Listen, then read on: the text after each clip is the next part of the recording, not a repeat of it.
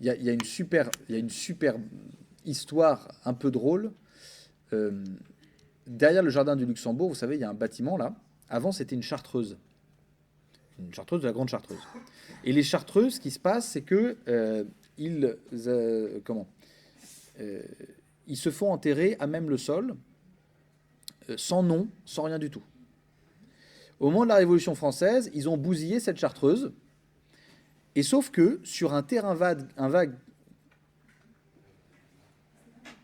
il n'y a pas de problème.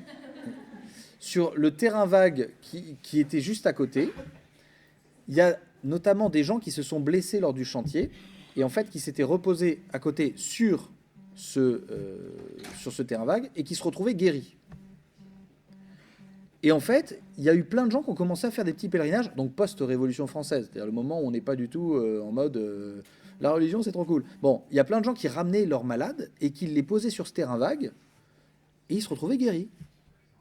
Guéris. Et en fait, c'était l'ancien cimetière des Chartreux. Vous aviez tout un tas d'ossements, de reliques, de machins, comme disent les catholiques.